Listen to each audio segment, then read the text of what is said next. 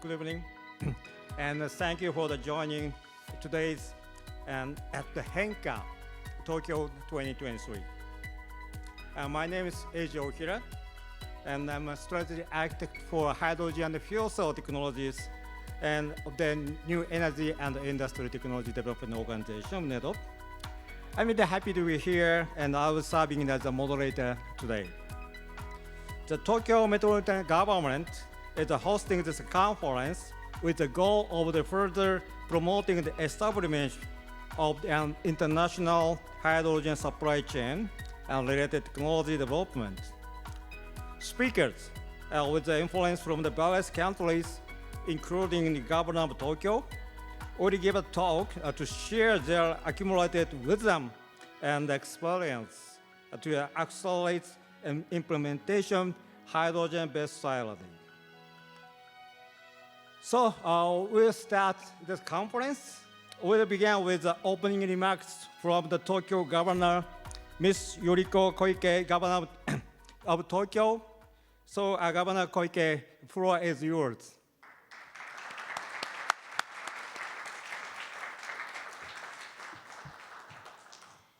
Good evening, everyone. Thank you very much for coming. I'm Koike Yuriko, Governor of Tokyo. And thank you very much for participating in the HENCA Tokyo 2023 Hydrogen Energy Conference for Action. Many parts of the world now regularly experience extreme heat, wildfires, and floods. The climate crisis has become aggravated that it threatens our lives. At the same time, the global energy situation is in turmoil, unfortunately. One key for achieving energy security and decarbonization is hydrogen energy. Hydrogen projects have also started around the world, and the utilization of hydrogen is accelerating. If we take this opportunity to share our knowledge, we can help establish hydrogen as a major source of power for the future. Today's theme is the social implementation of hydrogen energy by 2030. We will hear from the speakers about the latest trends and initiatives. And let us turn lively discussions into specific action and work together to change society in 2030 and beyond. Let me conclude my opening remarks with the hope that the conference will be benefit to everyone. By the way, HENCA means change. So our conference today is to change the world for the sustainable one. Thank you very much. Thank you, Governor Koike. Next, we'd like to move to the plenary session. We have the three plenary speakers, and the first speaker is Ms. Molly Warwick, Deputy Executive Director of the International Energy Agency, or IEA. She joins from IEA headquarters in Paris. So, Ms. Warwick, and the floor is yours. Well, thank you very much. Dear Governor Koike, Excellencies and colleagues, first of all, I would like to begin by thanking the organizers for this invitation to participate in the Tokyo Hydrogen Energy Conference. As you are all well aware, hydrogen is enjoying a lot of public attention today, and new hydrogen projects are being announced almost daily. Through the International Energy Agency's annual Global Hydrogen Review, we are tracking progress in hydrogen production and use worldwide, as well as progress in critical areas such as infrastructure development, trade, policy, regulation, investment, and innovation. Let me start by noting the impressive pipeline of announced projects for low-emissions hydrogen production. As of the end of 2022, the global installed electrolyzer capacity stood at 700 megawatts. However, the year 2023 promises to be a turning point. Considering projects that have reached final investment decisions or are under construction, we anticipate that global capacity will triple by the end of 2023. Notably, China is leading the way in electrolyzer deployment, home to the world's 3 largest electrolysis projects already operational. By the end of 2023, China's installed capacities is expected to reach 1.2 gigawatts, constituting 50% of global capacity. And looking beyond 2023, the pipeline of projects is expanding rapidly, with plans to build electrolyzers in over 100 countries. If all of these projects come to fruition, the global installed electrolyzer capacity could reach a staggering 420 gigawatts, producing 27 million tons of hydrogen annually. A noticeable trend is the development of larger electrolyzer projects. Presently, only 2 facilities in the world have capacities exceeding 100 megawatts, but gigawatt-scale projects account for over 75% of the announced capacity for 2030. Additionally, the production of hydrogen from fossil fuels with carbon capture, utilization, and storage is also gaining prominence. Over a quarter of the CO2 capture capacity under construction or in planning is tied to hydrogen or hydrogen-based fuels like ammonia. The announced projects could result in 10 megaton of hydrogen being produced from fossil fuels with CCUS by 2030. Low emissions hydrogen presents a significant economic opportunity for countries with the potential to cultivate industries along the hydrogen supply chain. And on the basis of policies that are in place or have been announced by countries, the market size for low emissions hydrogen is expected to grow from $1.4 billion today to $12 billion by 2030, akin to the offshore wind spending in Europe in 2022. Now, ambitions aligned with the net zero emission scenario could elevate the hydrogen market to an astounding $112 billion, similar to the size of the rooftop solar PV market in the Asia-Pacific region in 2022. However, the realization of these ambitious projects is uncertain.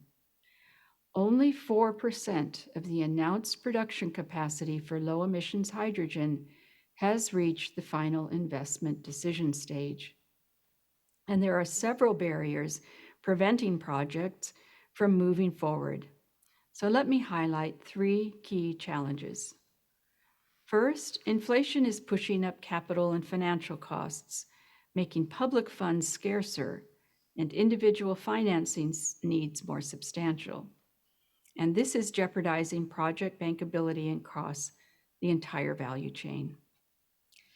Second, creating demand is pivotal, but measures to stimulate low emissions hydrogen use have only recently gained attention. There's an imbalance between targets for production and demand of low emissions hydrogen, with the latter lagging behind. And trade, a driving force for hydrogen projects, requires off-takers for long-term stability and the development of certification schemes and essential infrastructure, all of which are progressing slowly. To address these barriers, we must take decisive action. First, governments need to swiftly implement support schemes for low emissions hydrogen production and use. Support programs must transition from announcements to actual implementation. Second, bold steps are necessary to stimulate demand, particularly in existing hydrogen applications, and encourage private sector engagement through regulations and incentives. Third, international cooperation is essential for hydrogen certification and mutual recognition of certificates. Fourth, regulatory barriers, especially for project licensing and permitting, must be streamlined to expedite project development. And fifth, in the face of inflation, governments can mitigate near-term financial risks with interventions such as loan guarantees, export credit facilities, or public equity investments. In addition, advanced economies should extend concessional finance and enhance cooperation to support emerging markets and developing economies. So in conclusion, the future of low emissions hydrogen is bright, but the path ahead is full of challenges. And it is our collective responsibility to overcome these barriers, unlocking the full potential of this transformative energy source and leading the world towards a cleaner, more sustainable future. Thank you once again. Thank you very much, Ms. Warwick. So next, Ms. Muna Ahmad Almaldi, Director of Climate Change Department, Ministry of Climate Change and Environment, will deliver a keynote speech from the United Arab Emirates, where the COP28 will be held at the end of this month. So, Ms. Almaldi, floor is yours. Your Excellencies, distinguished guests, ladies and gentlemen, on behalf of the UAE Ministry of Climate Change and Environment and the Minister Mariam El-Mheri, I'm honored to be part of this very timely and inspiring discussion. I thank Kyoto Yoroko, the governments of Tokyo, for the kind invitation. It is indeed our honor to highlight the UAE experience in hydrogen, especially when we are preparing to host COP28. It is just 2 weeks here within the UAE in Dubai, we're going to host the COP28. Earlier this year, UAE and Japan announced a number of wide range of area of collaboration, and that is specifically to highlight the collaboration in the area of clean energy transition and supply clean energy transition to combat climate change. We are honored to work together on the areas including hydrogen production and low emission blue ammonia to meet net zero aspiration of our nations. The agreement between ADNOC and ADQ has been signed with the Mitsubishi company to develop a world-class low-carbon blue ammonia facility in Ruwais, which will further accelerate the UAE ambition to become the hub for the clean hydrogen. Our nation are also evaluating the development of clean hydrogen supply chain between the UAE and Japan. With that, furthermore, there is a collaboration taking place between Sumitomo Collaboration and Sharjah National Oil Company, who is working in the first UAE carbon capture and storage project in Emirates of Sharjah, which include as well the techno-economic analysis. These compiling example between the two nations is actually that the UAE believes that securing a clean energy future is underpinned by the spirit of the collaborations. As a host nation of the COP28, we believe in the power of the partnership and inclusivity, because the climate change is a challenge that will affect us all. We must explore all pathways in combating the climate change.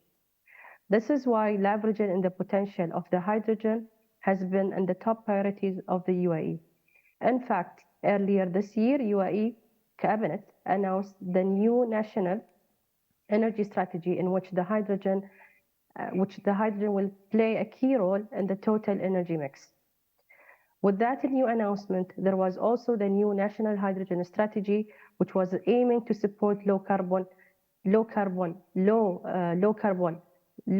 industries and contribute into achieving the net zero of the nation, enhancing the UAE position as one of the largest producers of the hydrogen by 2031. We are aiming to achieve this developing supply through developing of the supply chain, establishing a hydrogen oasis, promoting a research and development center for the hydrogen technology. Through that, we also aim to become the global player in the hydrogen economy by scaling up the production to 1.4 million tons per annum by 2031, which will definitely support achieving our net zero strategy. Hydrogen also play a key role in cutting the emission in hard-to-abate industry, specifically steel.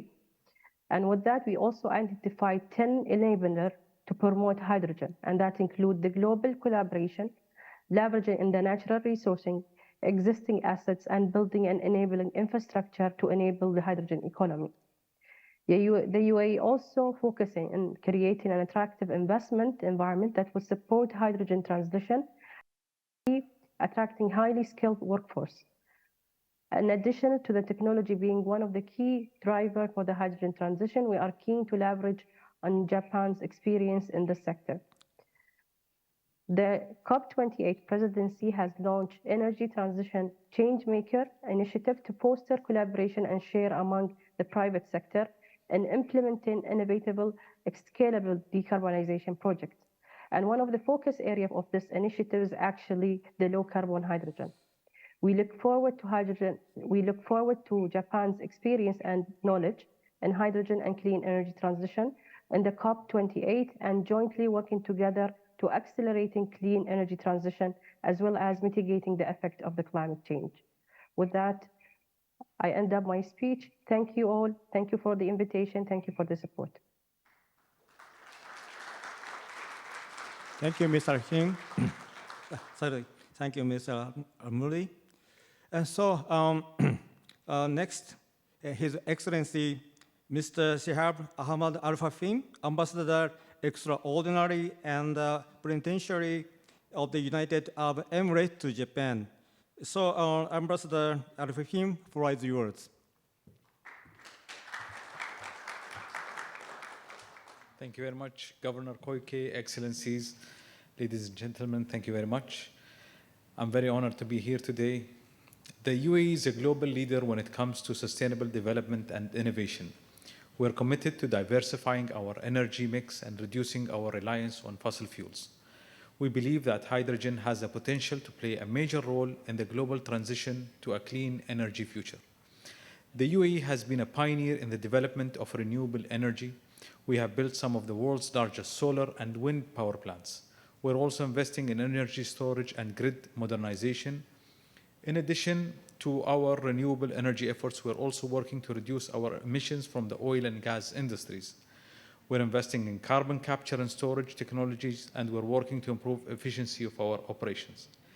The UAE has launched a comprehensive hydrogen plan to develop a domestic hydrogen industry. The plan aims to make the UAE a global leader in hydrogen production and export.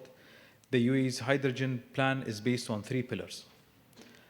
Number 1, developing a domestic hydrogen production capacity, where the UAE is investing in the development of green hydrogen production facilities.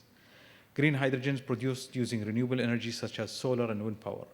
Creating a hydrogen infrastructure, developing hydrogen applications, where the UAE is working on developing different usages of hydrogen. In just 2 weeks' time, the UAE will host COP28, which we believe is one of the most important COPs due to the fact that it will be the first time we have a global stocktake after the Paris Agreements of 2015. This will be the time where we come and assess ourselves on the track to meet the global climate change within 2 degrees, preferably 1.5 degrees compared to pre-industrial levels. The UAE has identified 4 key pillars for COP28: accelerating energy transition, addressing climate finance, prioritizing people and lives, and underpinning everything with full inclusivity. The transition is essential for creating sustainable urban communities, achieving net zero emissions, and fighting global warming. The transition to renewables is indeed the pathway to a sustainable life and important for urban communities in every decarbonization. It's also key to achieve net zero emissions and to fight against global warming. We have already made changes when it comes to our country's strategy in sustainability. Abu Dhabi Future Energy Company, Masdar, has been working and is a global leader when it comes to renewable energy projects around the world, and they've been supporting Abu Dhabi's and the UAE's transition toward a knowledge-based green economy.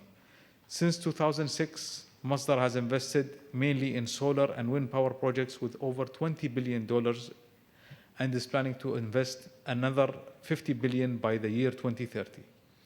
Furthermore, ADNOC is strengthening its position as one of the least carbon-intensive oil and gas companies in the world. As part of its comprehensive 2030 sustainability goals, the company plans to reduce operational greenhouse gas emissions intensity by 25% and to enhance its carbon capture, utilization, and storage capacity by 500% by 2030, which is also key to hydrogen production. In January 2021, Mubadala, ADNOC, and ADQ established the Abu Dhabi Hydrogen Alliance to make Abu Dhabi a trusted leader of low-carbon, green and blue hydrogen in emerging international markets. Additionally, DEWA in Dubai is operating the first green hydrogen project, a 1.2 megawatt pilot facility. The UAE recognizes the importance of transitioning to a green economy and that diversification of the economy is a strategic focus of building bridges of international partnerships. We're committed to work with our international partners to advance the development of hydrogen technologies. We believe that hydrogen can help us achieve our shared goals. The UAE and Japan are actively collaborating on various hydrogen projects, including joint feasibility study for blue ammonia production, where ADNOC, INPEX, JERA, and JOGMEC are all conducting a feasibility study for blue ammonia production in Abu Dhabi. In addition, hydrogen infrastructure development, Sumitomo Corporation and Sharjah National Oil Corporation are collaborating also on carbon capture and storage. Hydrogen research and development researchers from UAE and Japan are engaged in joint research on hydrogen technologies such as hydrogen fuel cells and electrolysis systems. Together, Japan and the UAE will continue to collaborate on joint research and development of large-scale hydrogen projects. We understand the importance of achieving net zero by 2050. My country has already committed to this, and action has to be taken not by one country, but by all. Hydrogen plays a very important role, and we believe that together only we can progress. With COP28 being only 2 weeks away, I think this is our chance to kickstart the action towards net zero and to reduce our emissions and to reduce global warming. Thank you very much. Thank you very much, and Ambassador Fahim. So next, we'll move on the panel discussion covering the context of today's speeches. So panelists, and please take the stage.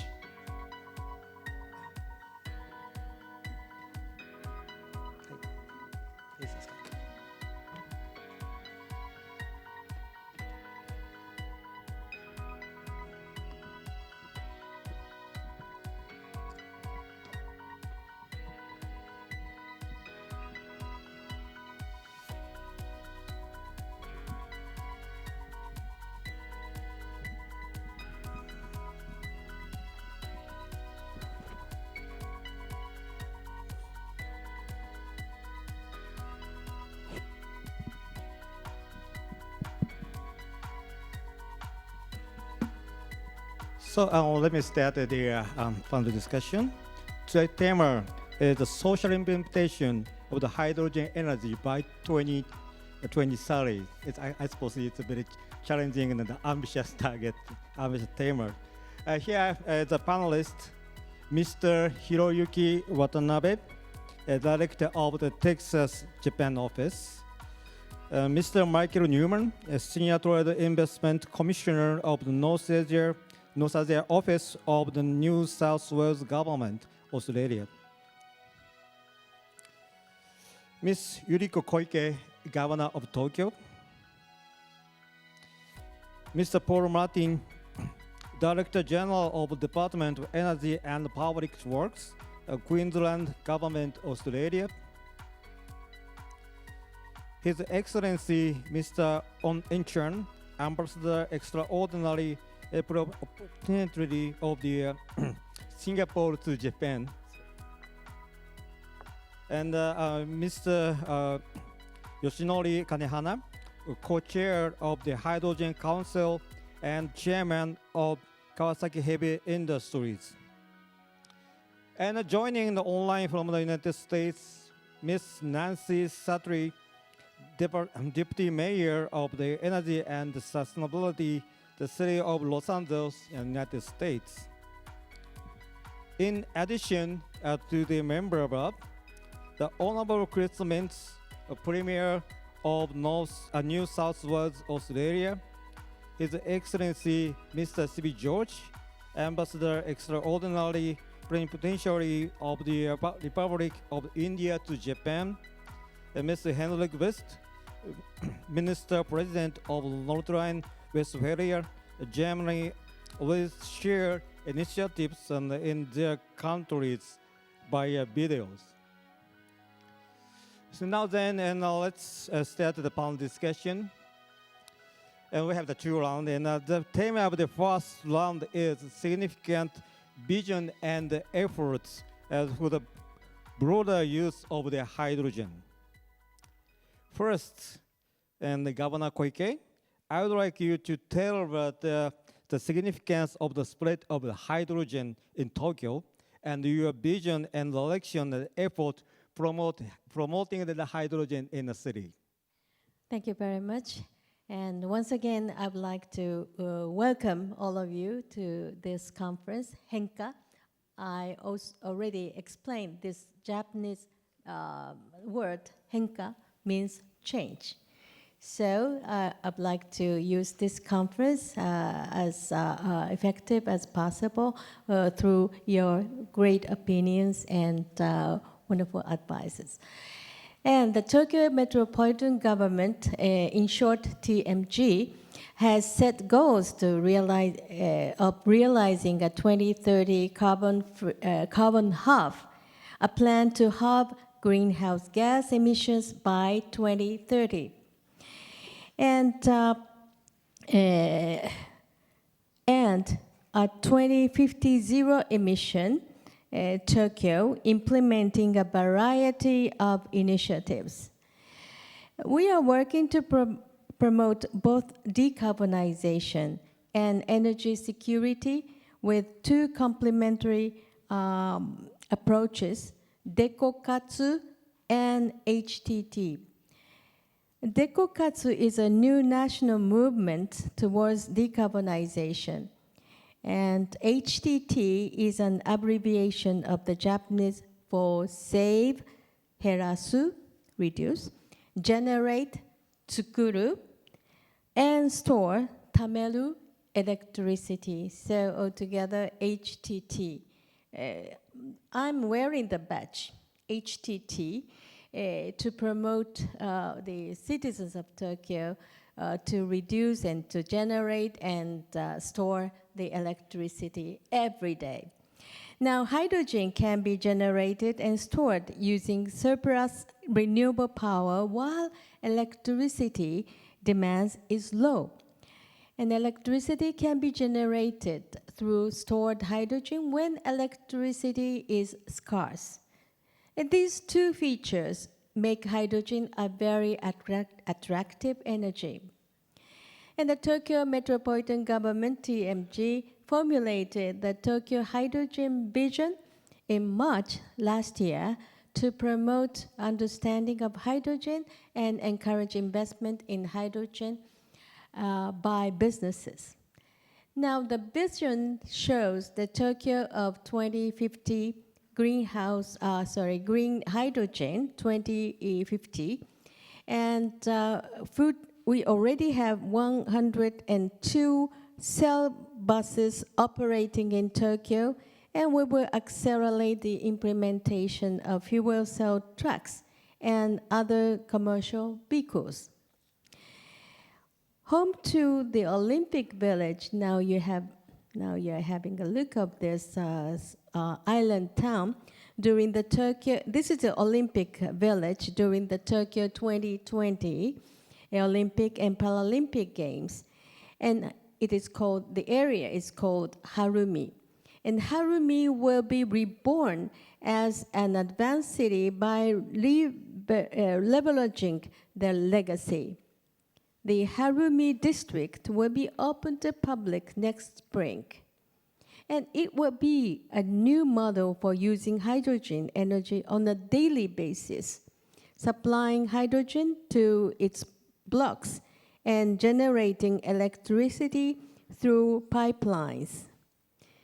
So this is what we are doing, and our target is carbon half by 2030 and net zero emission by 2050. It's very challenging, but we'll make ourselves HENCA change and to implement this big challenge as much as possible. Thank you very much. Thank you very much. So next, I would like to hear the comments from the hydrogen supply side perspective.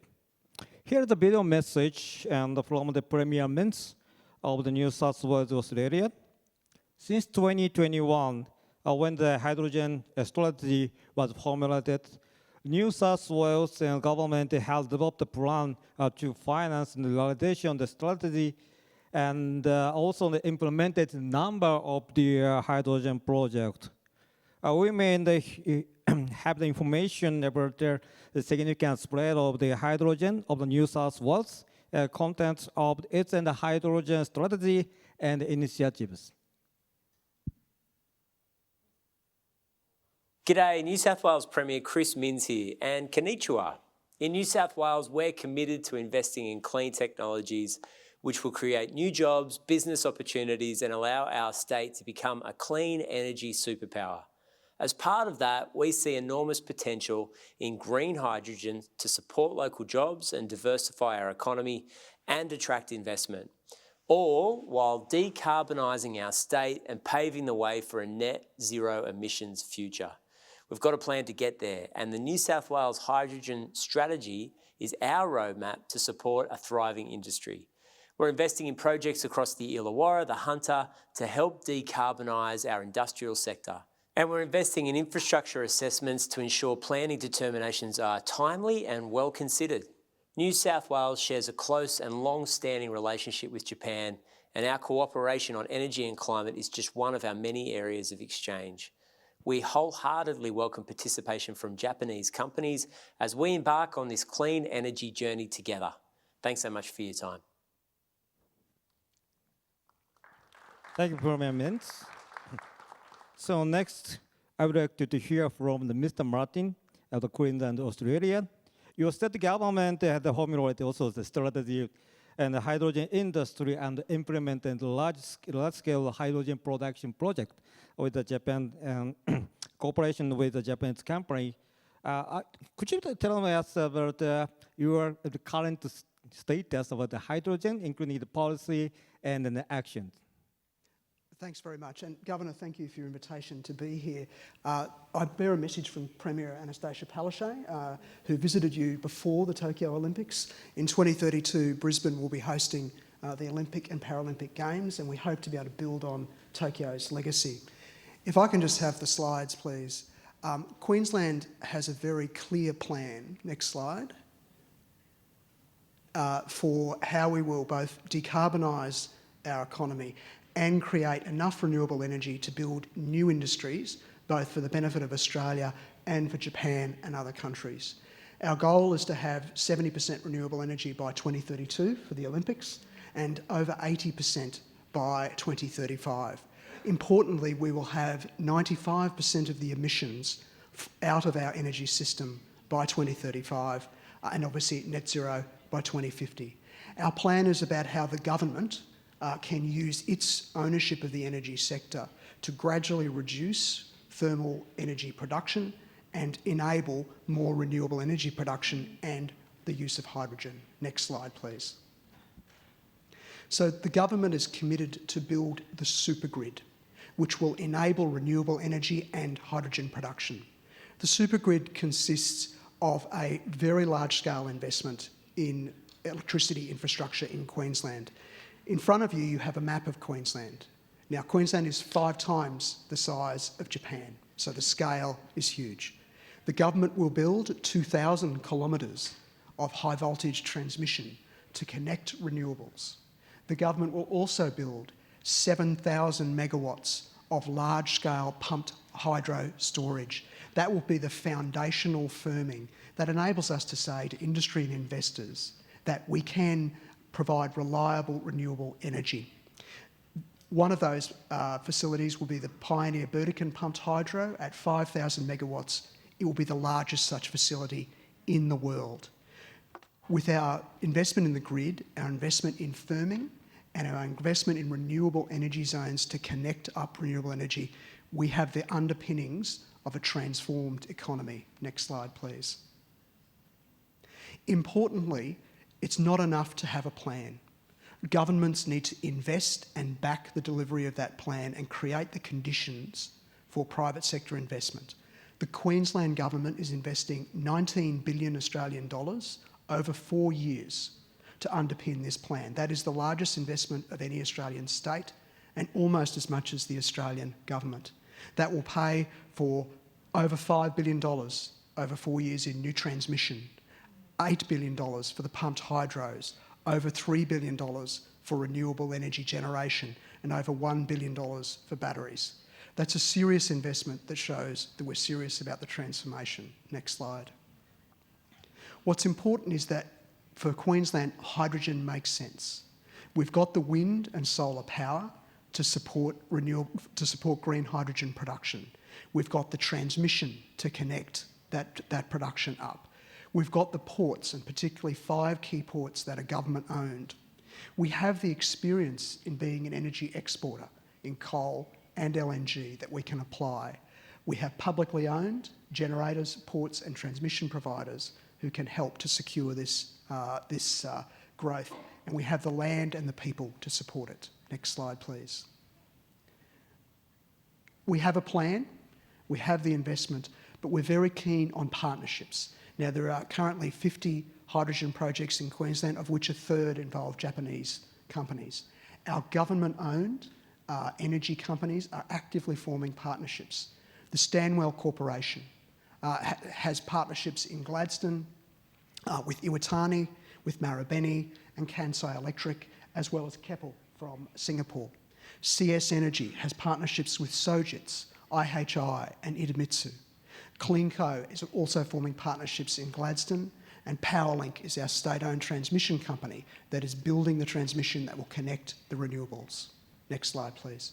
So we in Queensland believe that we have the right mix of a plan, investment to support that plan, and forming the right partnerships to move along. Let me give you 3 quick examples that might help to explain that. Actually, I'll do that in the next session. So thank you very much. Thank you very much.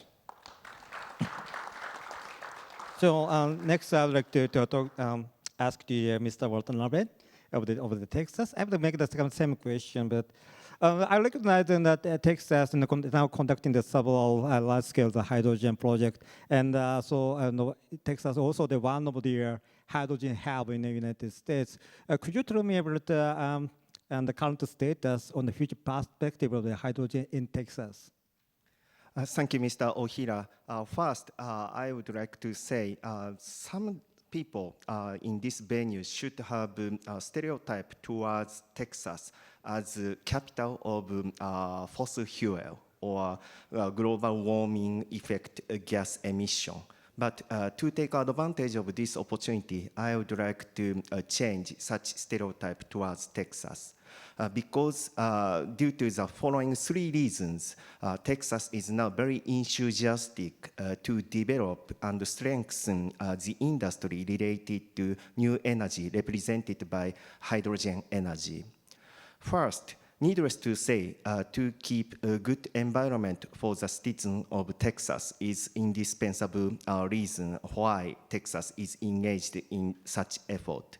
But second, to develop and strengthen the new energy-related industry with hydrogen energy is very strong, promising engine for the continuous development of economy for Texas, which really need quality employment for the people with a population of 30 million, which will continue to increase furthermore in the near future. And due to such reason, now various different factors, including oil and gas companies and public entities, and of course, academia. They are very enthusiastically engaged in development of technology and business for introducing hydrogen energy in Texas. Not only these two reasons, but also the introducing of hydrogen energy in Texas is a matter of right to self-determination. As you might know, the state of Texas is one of the strong states to cherish its citizen autonomy, including self-determination. I think in this context, Texas and Tokyo are on the same page. And such attitude to cherish self-determination will enable Texas to implement the introduction of hydrogen energy to various scenes in the daily life and, of course, in the business scenes. Due to three reasons, now Texas is looking forward to promoting the collaboration with the people and organizations in Japan represented by Tokyo henceforth. Thank you very much. Thank you very much. So, and next I'd like to ask to Ms. Saturday. Thank you for the thank you very much for the waiting for a long time. And USDA has been working with the Japanese and companies to develop the hydrogen utilization model for the Port of Los Angeles or Port of Long Beach. And I'd like you to tell about your current activity on the hydrogen and or perspective of the Los Angeles. Good morning. Thank you very much for having me here today. Let me just start by saying we're very grateful to be a part of this discussion. Could I have the next slide, please? The vision of Los Angeles is to reach net zero carbon by 2035. Sorry, 2050. We are also hosting the 2028 Olympics, and so that's an important milestone for us to look at our decarbonization efforts and the role that hydrogen can play in helping us to meet those goals. The mayor of Los Angeles, Karen Bass, very much believes that it's important for the city of Los Angeles, a city of 4 million people in the state of California, the most populous state in the United States and one of the largest economies in the world, to meaningfully confront the climate crisis. Could you go to the next slide, please? So as part of our vision for decarbonization, Los Angeles is unusual among American cities, but not unique in the fact that we own much of the infrastructure. We own the electric utility, the Los Angeles Department of Water and Power, and the Port of Los Angeles, both of which are part of the city. In 2021, the Los Angeles Department of Water and Power completed a study with the U.S. Department of Energy's National Renewable Energy Laboratory, looking at what investments are necessary to get to 100% clean energy grid in Los Angeles, which will help us to enable 100% clean energy in other sectors, including the Port of Los Angeles. And one of the conclusions of the study was that we could achieve 100% clean energy grid by 2035, but that we needed to have firm dispatchable power produced by renewable hydrogen in order to meet that goal. So that now is the goal of the city of Los Angeles, to get to 100% clean energy by 2035. Next slide, please. Like our friends in Texas, we are also participating in the U.S. Department of Energy's Regional Clean Hydrogen Hubs program. This program included up to $7 billion to establish 8 to 10 regional clean hydrogen hubs across the United States, and really to help to build to be the foundation of a national clean hydrogen network and that will help us to substantially decarbonize many sectors, including heavy industries, steel and cement, heavy-duty transportation, like that around the port of Los Angeles, and energy generation as well. So in October, 7 hubs were selected and are now negotiating with the U.S. Department of Energy to determine the exact funding for these specific projects. Can you go to the next slide, please? So California was successful in promoting one of its hydrogen hubs program and is expected to receive from the U.S. federal government $1.2 billion. And that hub is managed by an organization called ARCHES, Alliance for Renewable Clean Energy, Clean Hydrogen Energy Systems. And this is a public-private partnership to create a sustainable statewide renewable clean hydrogen market and ecosystem in California and beyond. Could you go to the next slide, please? So there are 3 locations in 2 of them in Los Angeles and 1 controlled by Los Angeles that are integral to this regional hydrogen system that we're building, which includes one of our power plants in Los Angeles, which aims to replace a number of the natural gas-fired generators with a new combined cycle generation system capable of using a fuel mix initially of natural gas and at least 30% hydrogen, but that will transition to 100% clean hydrogen. And then the second is the ports of Los Angeles and Long Beach, which are the largest port complex in the United States, and where much of the containerized goods in the United States come into the United States. And they are looking at a phased approach that accelerates confidence and looks to establish fuel cell equipment commercialization by deploying over 200 pieces of fuel cell cargo handling equipment and then fueling systems at multiple terminals throughout the port complex with the idea that this will help to power the more than 1,600 trucks that can be used throughout port operations and to retrofit a number of existing projects to help reduce the cost.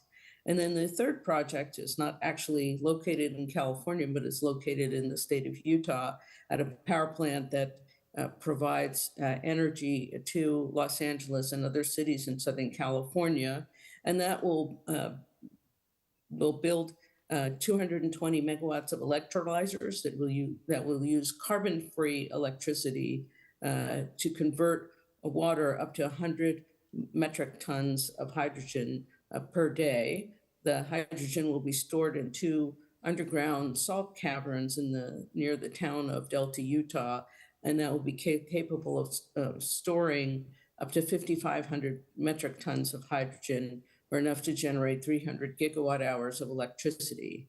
And that project is called the Advanced Clean Energy Storage System, and one of the partners in that project is Mitsubishi Power America. So we're very glad to have the participation of Mitsubishi Power America. So with that, I'll end my comments in this question. Thank you. Thank you very much. So next, I'd like to ask you to Ambassador Mr. Om. And as Singapore has formulated a national hydrogen strategy, so welcome to the hydrogen world. And they have also conducted several hydrogen-related projects. Some projects collaborate with the Japanese industries. And could you please share about the information about the hydrogen perspective in Singapore, including your policy and actions? Well, thank you, Mr. Ohira, and thank you, Governor Koike, for allowing me to share our Singapore hydrogen strategy over here at this panel. Of course, unlike Queensland, Singapore doesn't have any resources. So we launched our national strategy, hydrogen strategy, in October 2022.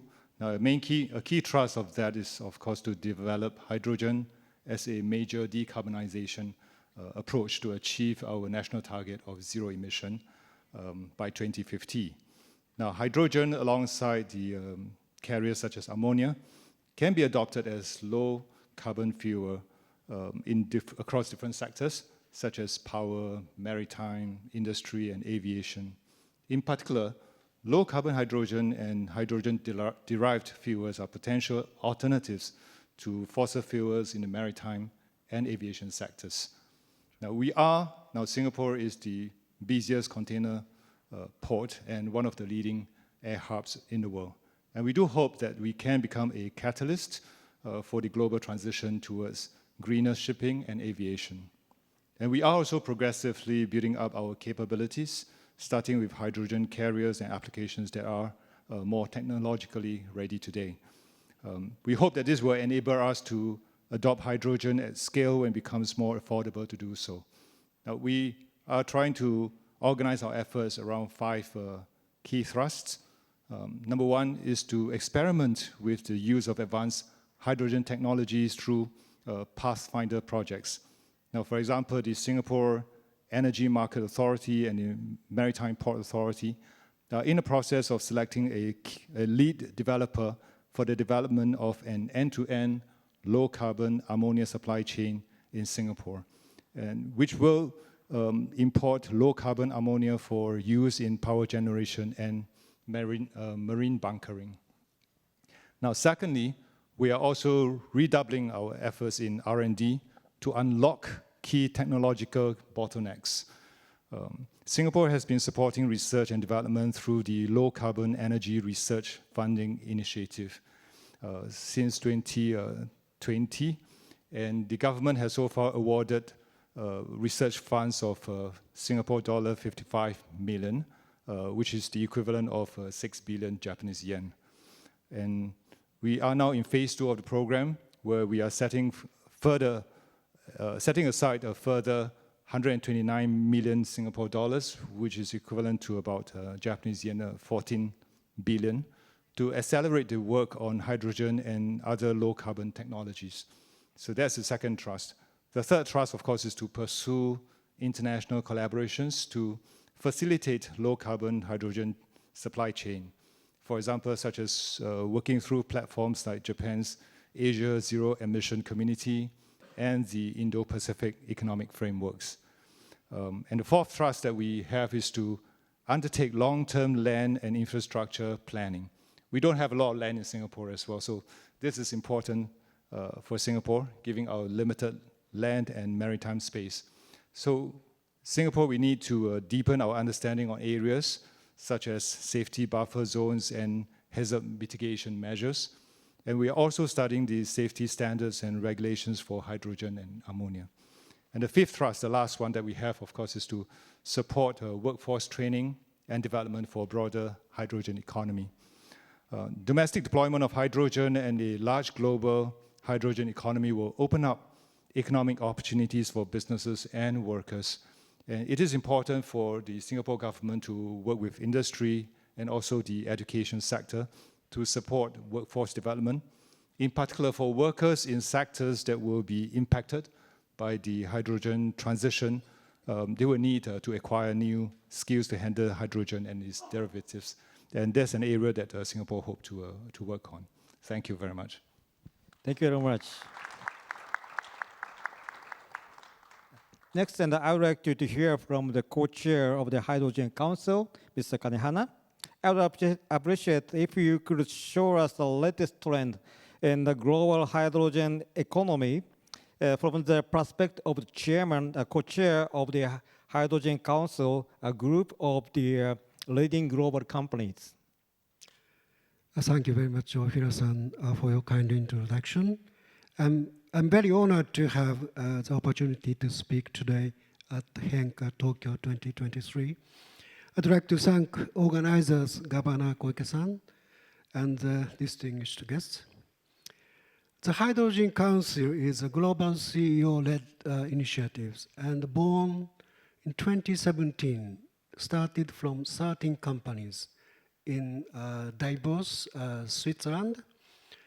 And we took a picture in front of 5 fuel cell vehicles and minus 22 degrees centigrade, freezing without coat.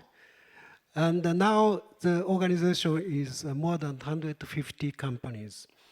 And value of total assets will be like $1.5 trillion. The big names are on the list.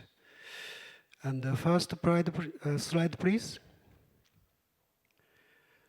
And according to Hydrogen Insights 2023, a report on the global hydrogen economy by the Hydrogen Council and McKinsey and Company, the industry has announced more than 1,400 project proposals and a total investments of $570 billion of direct investment into hydrogen value chains have been represented through 2030. The number of announced projects and the amount of investments are steadily increasing. And the momentum is building around the world towards a widespread use of hydrogen. And next slide, please. And on the other hand, it is also true that some projects are struggling with challenges, including slow permitting and delay of equipment supply. In addition, to achieve net zero emission by 2050, we have analyzed that more than $1 trillion of total direct investment across the entire hydrogen value chain is needed through 2030, leaving a gap of $430 billion from the announced direct investment amount. More push is needed to close this investment gap. Next slide, please. With interest in hydrogen growing, governments are accelerating their support for hydrogen rollout, as exemplified by the tax credit in the US Inflation Reduction Act. It is noteworthy that governments are tending to set GHG emissions threshold in their supporting scheme designs, define the clean hydrogen to be supported, and limit the scope of support in order to promote the rollout of clean hydrogen.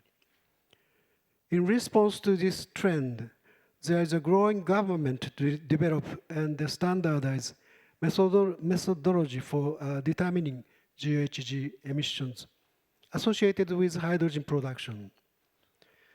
At COP28, a harmonized methodology for GHG emissions assessment of hydrogen developed by the International Organization for Standardization, it's ISO, is due to be unveiled. We in industry, in cooperation with the governments, will steadily develop and promote projects and accelerate efforts to implement hydrogen in society. That concludes my comment.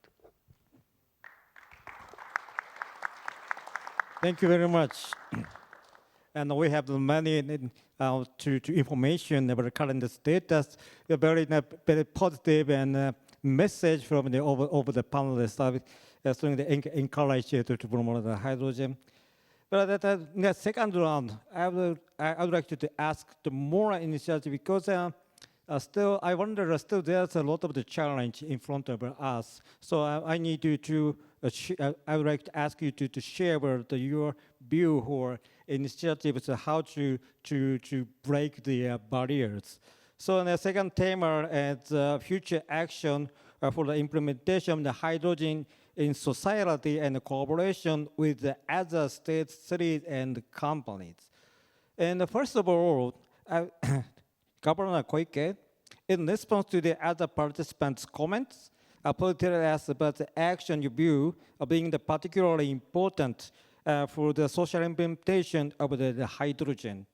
And also, I would like you to I'd like to know your thoughts on collaboration with other states and countries or cities or industries. Well, now I fully understand that large projects for producing green hydrogen have started around the world. And next, we will need to build a supply chain that can accept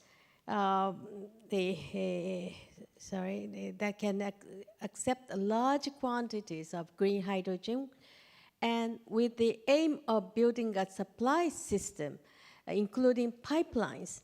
The Tokyo Metropolitan Government will continue its efforts in the airport and coastal areas in collaboration with local governments and other organizations. The Tokyo TMG will create the demand for hydrogen in commercial and industrial uses, such as power generation and heat utilization, in addition to developing fuel cell vehicles and hydrogen stations. We will also encourage companies to develop technologies and introduce equipment. And matching demand and supply is essential for the broader use of hydrogen energy. The Tokyo Metropolitan Government is promoting the utilization of hydrogen, expanding the demand for it, and producing green hydrogen by itself, while hoping for a steady supply from overseas. And we will work with you to accelerate actions toward the social implementation of hydrogen energy. Thank you very much. Thank you. So next, I'd like to hear from Mr. Newman, a New South Wales representative to Japan. The state of the New South Wales is expected to become a large hydrogen supply base for Japan in the future. I would like to talk to us in more detail about the hydrogen supply potential of your state and the hydrogen supply project that Premier Mintz mentioned. Also, please tell us the action you will take to build international hydrogen supply chains. Thank you. And first of all, thank you, Governor Koike. Our state is looking forward to sharing our 40th sister city-state relationship next year, and Premier Mintz is very much looking forward to either being here in Tokyo or you coming to visit us in Sydney. Thank you. And I think just touching on that, I think I'd like to start with Ms. Warlick's comments earlier about supply chain resilience, but also the bankability of projects, because given rising inflation, we have rising interest rates, we have geopolitical turmoil, we have a lot of issues. They may be short term, some might be longer term, but I think what it goes to with New South Wales, if I could turn to the next slide, the comments that Kanehana-san made earlier about the gap, especially with respect to the infrastructure side of things. New South Wales is the largest state in Australia. It has the largest population, the largest economy. So in a sense, we're a little bit like Tokyo. Having said that, we also have a lot of existing infrastructure, which actually puts us in a very good position to not have to spend. And given a lot of our grid is owned by the private sector, not the public sector, as the case is in Queensland, which there are pros and cons to that. But I think importantly, if we take our journey in New South Wales back 50 years, the government of the day decided to build large coal-fired power stations right next to our coal mines up in the Hunter region, which is near Newcastle. Now, in doing so, we built 500 kilovolt transmission lines all the way to Sydney. So a lot of that existing infrastructure is now already built. And with that, the energy, 80% of New South Wales energy comes from that Hunter region. As you can see, the government has mandated 14 gigawatts of renewable energy out to 2032. In the private sector, we have another 17 gigawatts. That slide is a bit old, it's actually 19 gigawatts. But overall, the potential in New South Wales is up to 200 gigawatts. I'm not saying it will happen, I'm saying the potential to do it is there. If we could move to the next slide. This is the Port of Newcastle. This is our premier area for hydrogen development. Now, this is actually the world's largest coal export terminal. It has a channel depth of 15.4 meters, so it will take Kanehana-san's ships from Kawasaki Heavy in the future. But just to say that the white area you see there towards the top middle, that is 220 hectares the Port of Newcastle is dedicating to do clean energy. By virtue of the power I was talking about, built 50 years ago, which is about 20 kilometres north of the port, a lot of that high voltage transmission does run via the port. The purple hatched area you see in the middle, that was the old BHP Steelworks, which closed in 1999.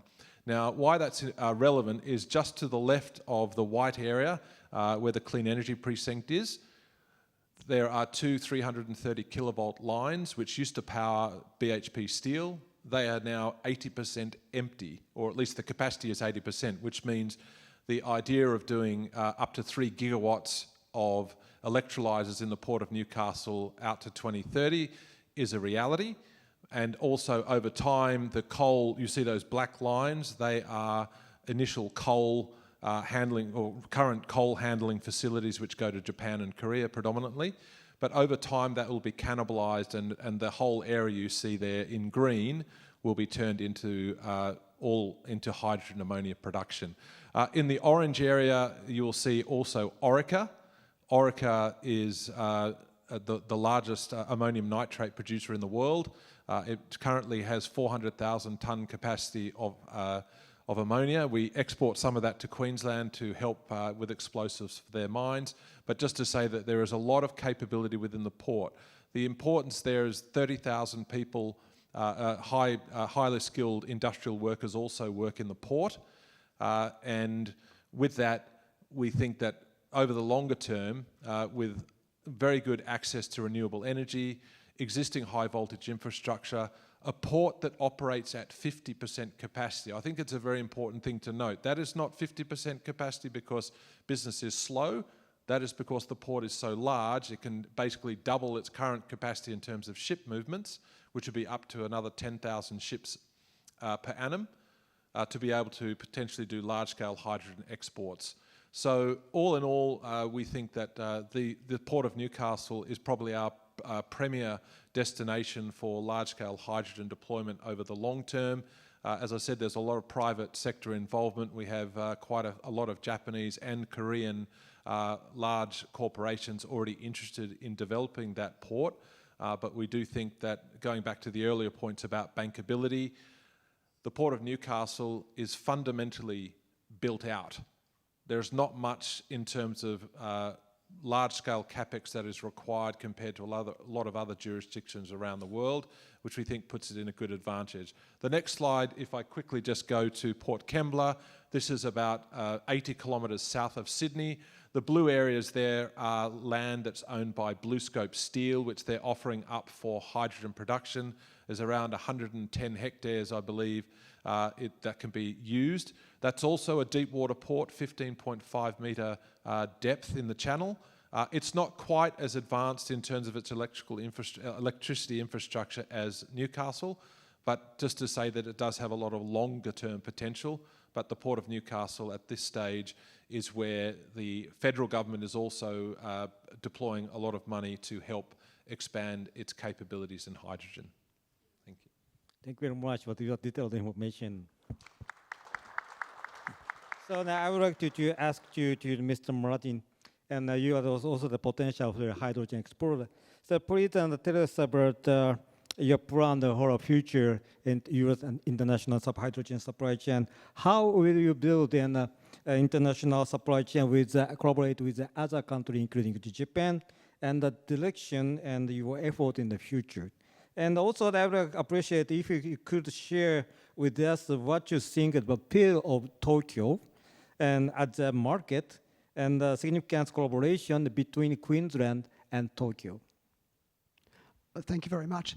We've talked about some of the challenges of hydrogen, and they are around what are the carriers that we can use to move hydrogen, and what are the use cases? And I wanted to talk a little bit about some of the partnerships that Queensland has formed, particularly with Japan, to address both of those challenges. So in terms of Queensland's position as a hydrogen superpower, let me give you 3 examples of those partnerships. The first is ENEOS, and I know ENEOS is here tonight, is working with Queensland around the use of direct MCH as a method of transport. Thanks to Green Innovation Fund support, a pilot project was undertaken in Brisbane around the use of MCH. That was very successful, and ENEOS is actually looking to scale that up. And if they can use MCH as a vehicle to transport hydrogen to Japan, that is a significant breakthrough. The second example is the Central Queensland Hydrogen Project that is in Gladstone in Central Queensland, the industrial heartland of our state. That's a project that involves, sorry, back to the previous slide, thank you. That is a project that involves Stanwell, our state-owned company, Marubeni, Iwatani, Keppel, etc. It's looking at 3,000 megawatts of hydrogen electrolyser production, already undertaking a FEED study, looking at a final investment decision at the end of next year. We've been very pleased to support that project, and that is a mixed ammonia to liquid carrier. So again, looking at different ways of achieving the same outcome. The third project that I just want to talk to you about is between Rio Tinto, obviously a major multinational resource company, and Sumitomo of Japan. And this really goes to this question around how do we ensure that metal production becomes green as part of this transition. Queensland is one of the world's largest exporters of alumina. And so Rio and Sumitomo are looking at how do we produce green alumina. So there's a project in Gladstone where Sumitomo is helping Rio to use hydrogen to reduce the emissions of the calcification process that produces alumina. If they succeed in their trial, they'll reduce the emissions intensity of that by 80%. It's a $111 million pilot, and they're already looking at the plans for phase 2. This is a really significant project because it shows how we can develop options to use hydrogen to produce green metals. Korea Zinc is also doing the same thing in Townsville in Queensland around green zinc. So again, different approaches to using hydrogen to solve problems. Next slide, please. Queensland's also very keen to use hydrogen for our own domestic use. So, for example, all of you know that the best beef comes from Queensland, and I hope many of you have had it. As a large-scale agricultural state, we use a lot of fertilisers, and fertilisers use a lot of ammonia. So we're using hydrogen and experimenting with how we can replace grey ammonia with green ammonia and make our beef even greener and more tasty. We're also looking at how do we use hydrogen for power generation.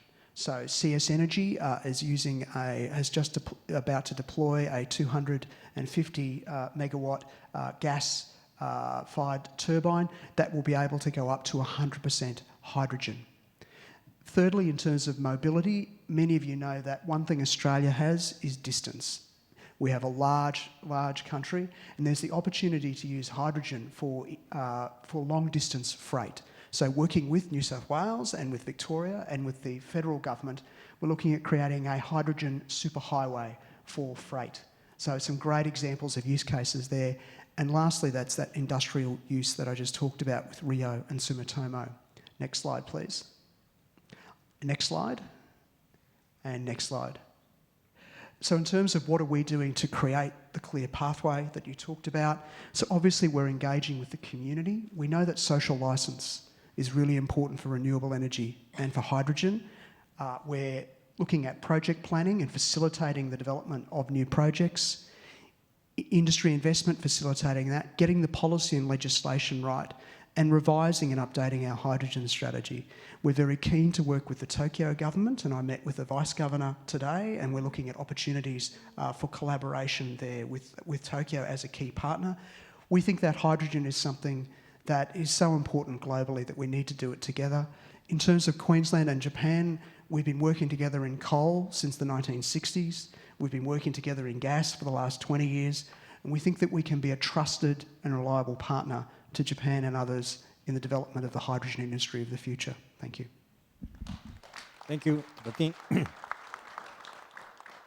So now next, we'd like to hear a comment from the Mr. Stevie George, Ambassador Extraordinary Plenipotentiary of the Republic of India to Japan. Do you know that India has formulated the National Green Hydrogen Mission, and with the aim of making India the leading producer of the green hydrogen in the world. And so I'd like to hear about the current India's hydrogen strategy and the effort for promoting the green hydrogen. Your Excellency, Ms. Yuriko Koike, Honorable Governor of Tokyo, distinguished guests, ladies and gentlemen. It is my pleasure to join you today at the HENCA Tokyo 2023 Hydrogen Energy Conference for Action on the theme Social Implementation of Hydrogen Energy by 2030. The importance of this topic cannot be emphasized enough, particularly when we consider the pivotal roles that India and Japan are playing in the global clean energy landscape. Friends, India and Japan have nurtured a deep-rooted historical connection which has evolved into spatial, strategic and global partnership. Economic collaboration forms a cornerstone of our bilateral relationship, with energy cooperation playing an indispensable role in its development. The Energy Dialogue, initiated in 2007, and the India-Japan Clear Energy Partnership CEP, unveiled in 2022, strive to foster collaboration and cooperation in many areas of renewable energy. India's unwavering commitment to its climate goals is focused on achieving net zero by 2070. India achieved its non-fossil installed electric capacity goal 9 years ahead of the schedule, set by a higher target 50% by 2030. The Lifestyle for Mission Life mission that was launched by the Prime Minister, Mr. Narendra Modi, urged each of us to become climate champions, reflecting on our deep-rooted values. The mission is aimed at safeguarding one Earth, caring for one family, and striving for a sustainable one future, captured precisely by India's G20 presidency of One Earth, One Family, One Future. At the G20 Energy Ministers meeting in Goa, Prime Minister Mr. Modi said, for decarbonizing India, we are working on a mission mode on green hydrogen as an alternative. The aim is to make India a global hub for the production, use and export of green hydrogen and its derivatives, unquote. Green hydrogen has emerged as a prominent tool in India's energy transition, offering a wide spectrum of potential applications. To tap into this potential, India has launched its National Green Hydrogen Mission, which is yielding great benefits.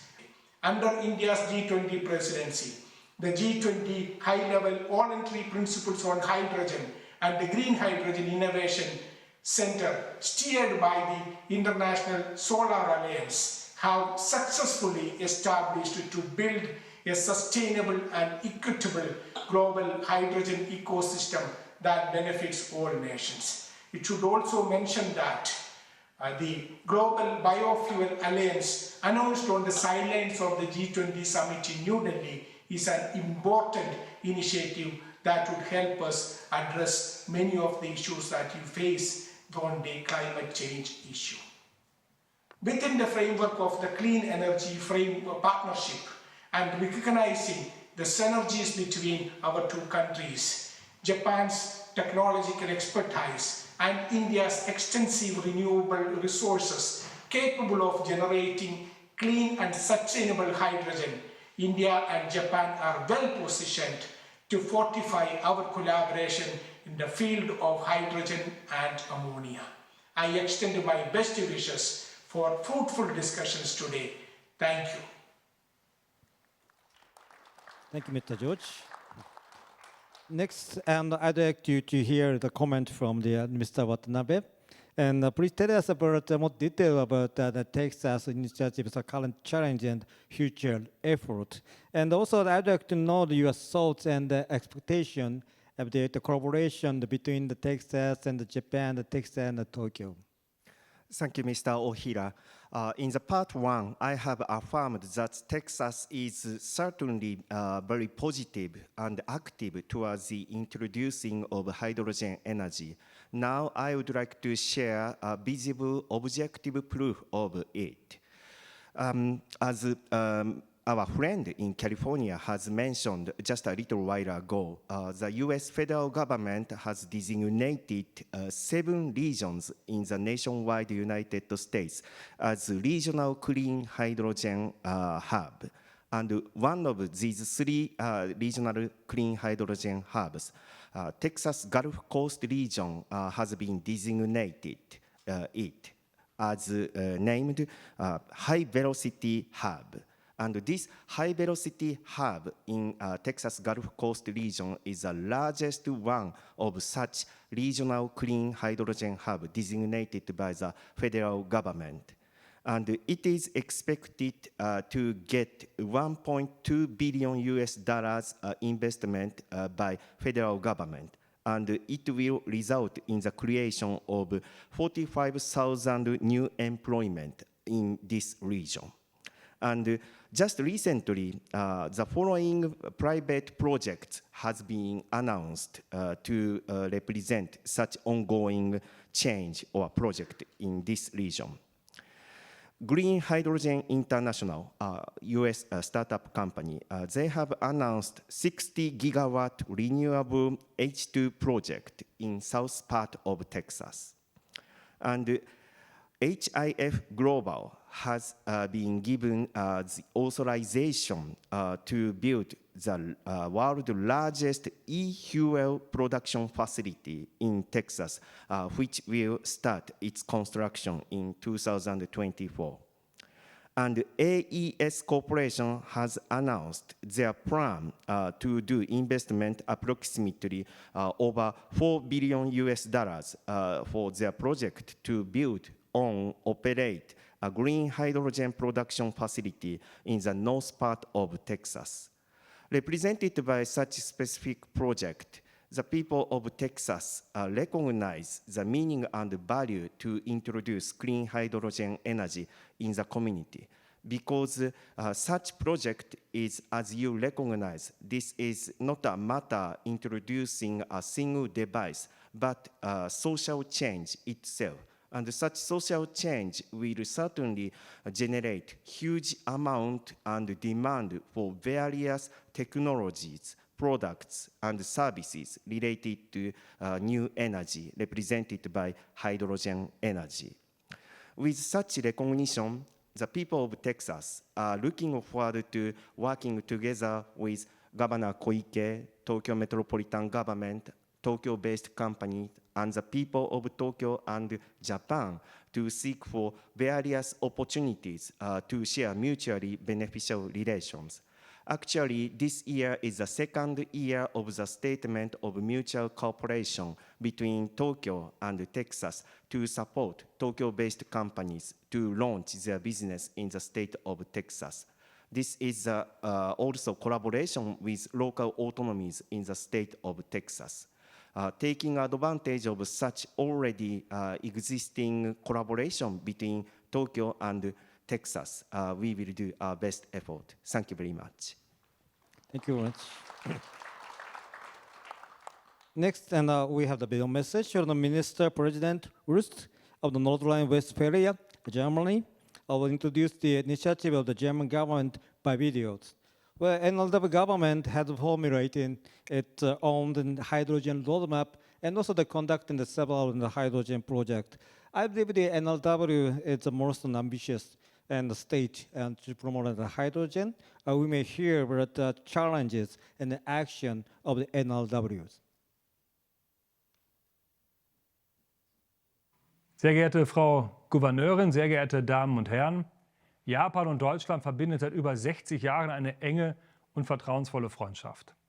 Auch deshalb war Japan im Juni dieses Jahres das Ziel meiner ersten Asienreise als Ministerpräsident.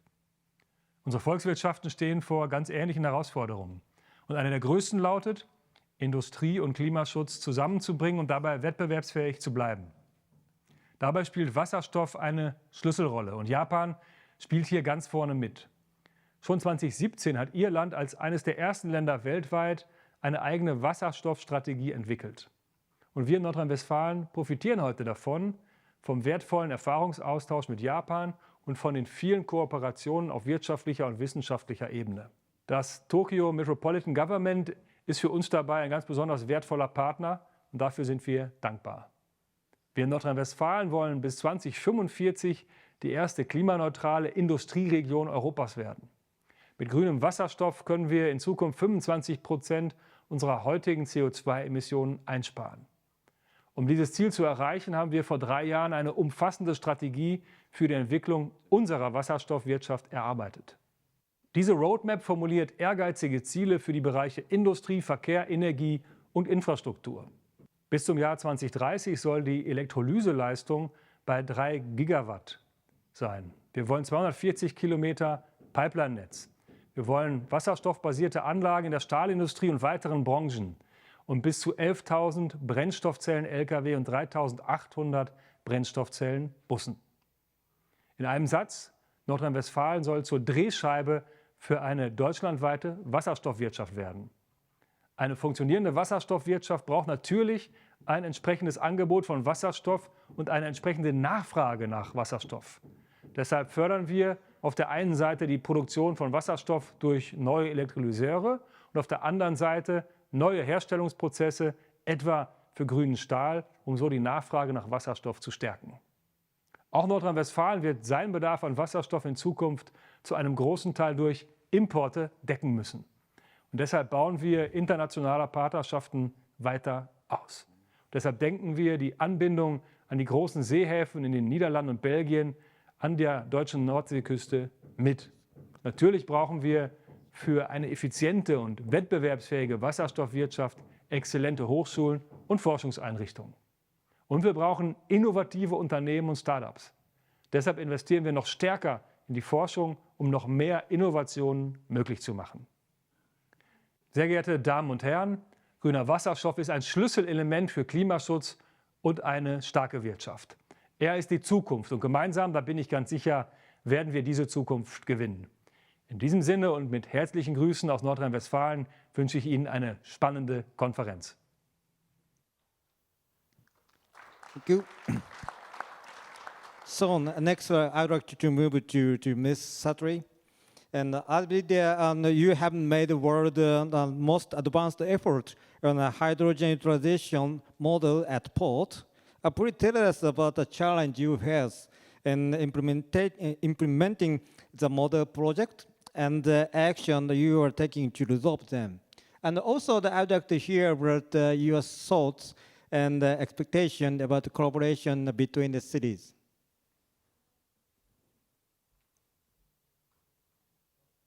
Well, thank you very much for the question. We are working day in and day out at the Port of Los Angeles to deploy demonstration projects in hydrogen technology. And the port has invested over $100 million in recent years in projects, including heavy-duty trucks, gantry cranes, and other port-specific equipment. And some of what we are seeing in terms of challenges is that the technology is outpacing the regulatory environment that we need for implementation. So we need to look at things like safety and local permitting requirements and working across our city departments to ensure that we are addressing all of those issues while we are deploying these new projects. And so far, the demonstration projects have been very successful.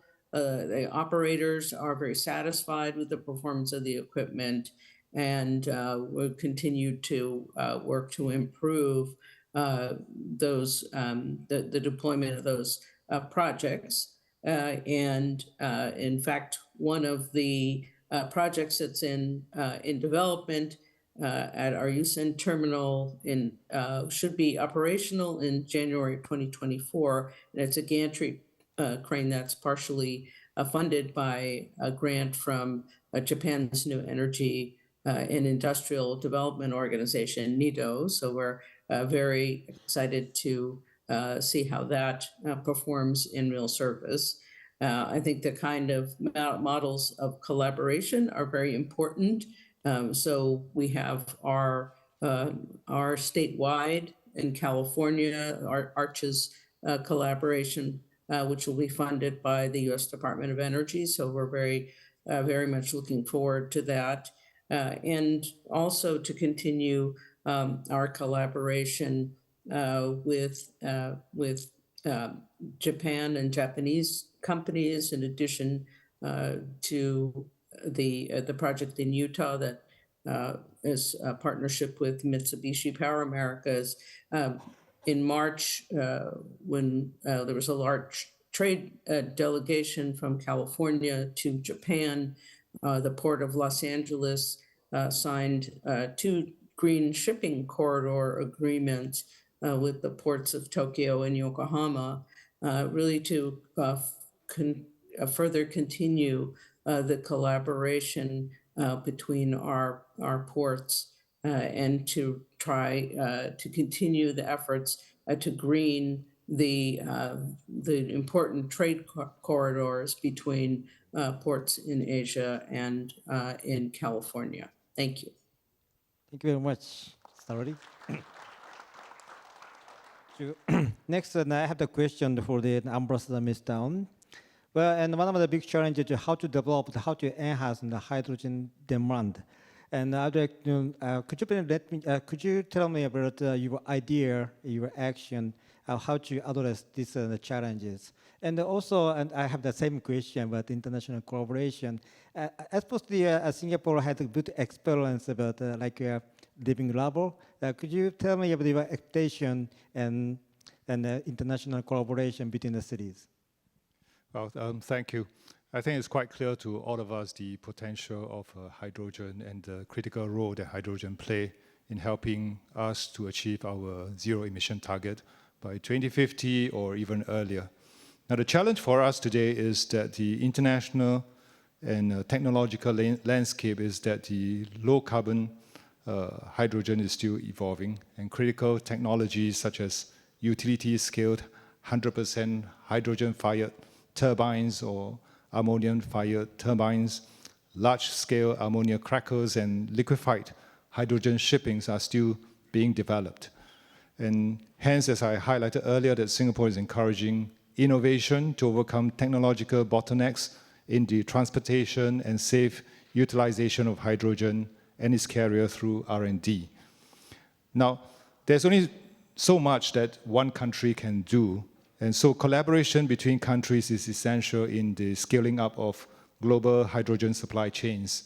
Now, for example, we believe that countries need to work together to develop guarantee of origin certification methodologies to ensure that the methodologies are interoperable across jurisdictions to facilitate global trade of low-carbon hydrogen and building a financing ecosystem. Now, Singapore has also joined the International Partnership for Hydrogen and Fuel Cell for the Economy in May 2023, and we have been actively engaging like-minded countries through this platform, including Japan. And we believe that cities play a crucial role in the actual implementation of hydrogen solutions on the ground. Now, they are the ones behind the planning, design, and building of the infrastructures, and at the same time, they have to manage the safety aspects and fronting public engagements. So while each cities will have its own unique characteristics, but we believe that it is important for us to exchange best practices and to share our past mistakes as well, because that will help us to accelerate the advancement of the hydrogen economy. Now, Singapore is in quite a unique position. We are both a country and a city at the same time. So we look forward to collaborating with different countries and different cities, sharing our experiences, and we hope that we can learn from each other, because we think that is important for us to bring forward our dream towards a more hydrogen-intensive society. Thank you. Thank you, Mr. Finally, I have a question for Mr. Kanehana. I understand the International Hydrogen Trade Forum was established at the Clean Energy Ministerial held in the parallel with the G20 Energy Ministers meeting. It will strengthen public-private cooperation to promote collaboration between countries importing and exporting hydrogen in the future. Please tell us about your expected Tokyo and other cities for the realization of the hydrogen society in 2030 or beyond. What the challenge you are facing and the leader of the private company, and what's your opinion on how the public and the private sector partnership works? Yeah, thank you, Ohira-san. In July this year, as you mentioned, under the leadership of the United Arab Emirates and the Netherlands, the International Hydrogen Trade Forum, IHTF, was established as a platform for international cooperation on the development of a global market for hydrogen and derivatives. The new platform will also contribute to further promoting public-private dialogue. And the Hydrogen Council has expressed its commitment to working closely with the forum. Our common goal is to accelerate decarbonization while supporting a just transition. As mentioned earlier, achieving net zero requires further project development, investment, decisions on projects, and implementation, which requires alignment of effort by the public and private sectors. For example, one of the challenges in the project realization is the time required to obtain the necessary permits and approvals, which delays the project schedule. Certain regulations can also be an obstacle, driving up cost and forcing changes in project plans in order to comply with the regulations. In these cases, we expect the public and private sectors to work together to find solutions for deregulation and to accelerate the process of obtaining permits and approvals.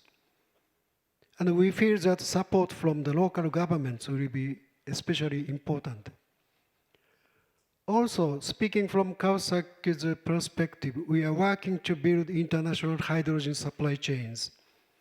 But in order to realize the hydrogen-powered society, it is necessary not only to supply hydrogen, but also to create demand at the same time. To achieve this, we need to activate large-scale demand for hydrogen. We hope that local governments will promote collaboration among local companies to create a demand for hydrogen, and that they will act as bridges to connect neighboring municipalities to create even larger scale demand. We believe that this is a role that can only be played by local governments, who understand the characteristics of their regions and are familiar with local issues and local businesses. Effort to go carbon neutral will contribute to the creation of a sustainable region and will also provide an opportunity to revitalize local industry. I'm truly convinced that through coordinated effort by the national government, local governments, and industry, we can make a valuable HENCA, meaning change, as shown on the title of this conference, for the benefit of our environment and for the sustainable future for generations to come. Thank you very much. Thank you very much, Kanehana-san. This concludes the panel discussion. Thank you to all the panelists for the valuable and lively discussion. Well, through that discussion, I recognize and for the full-fledged dissemination of the hydrogen, and also we need to develop the expanded hydrogen demand, and we need to build international hydrogen supply chain. But most of all, the collaboration between the states, cities, the industry who strongly promoted the hydrogen, it's a key or essential to this end. But unfortunately, and it's now time to bring the conference to an end.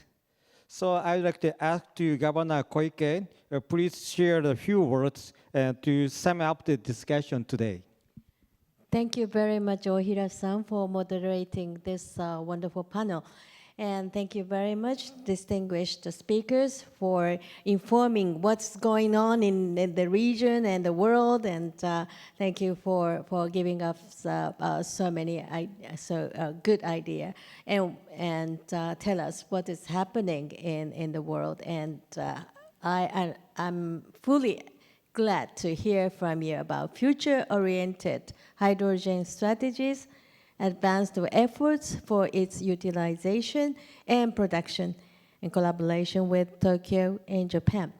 And thank you very much again. And Nancy, thank you very much for joining us online in spite of a time difference. What is the time now in Los Angeles?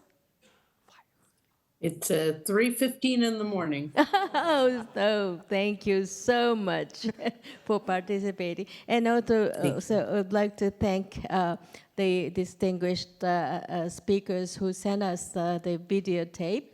And it was really rich, make the panel discussion be rich.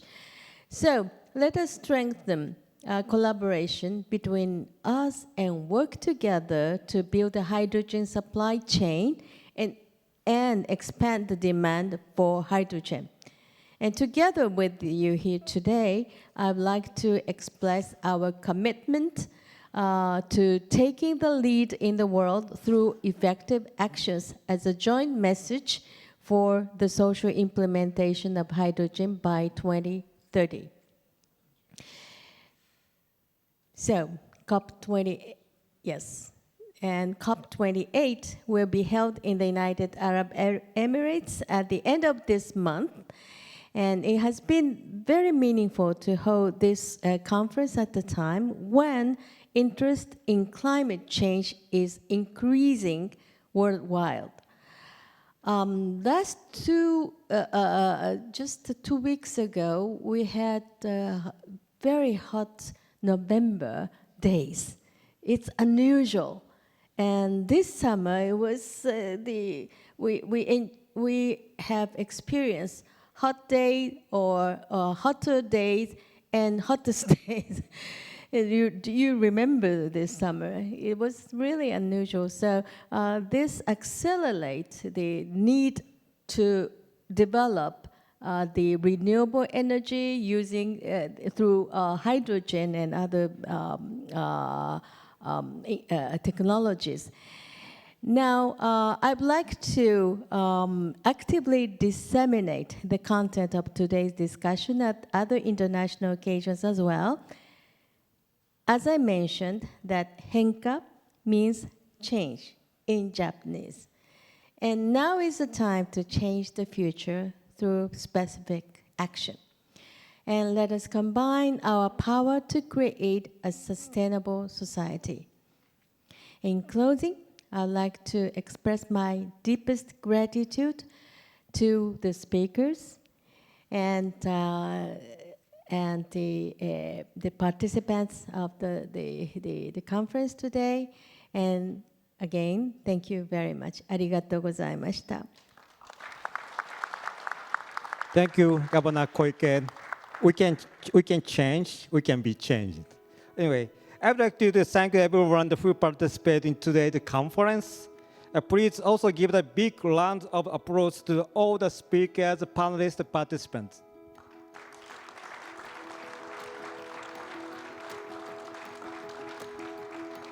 This concludes HENCA Tokyo 2023, and thank you for taking part in this event. Thank you very much.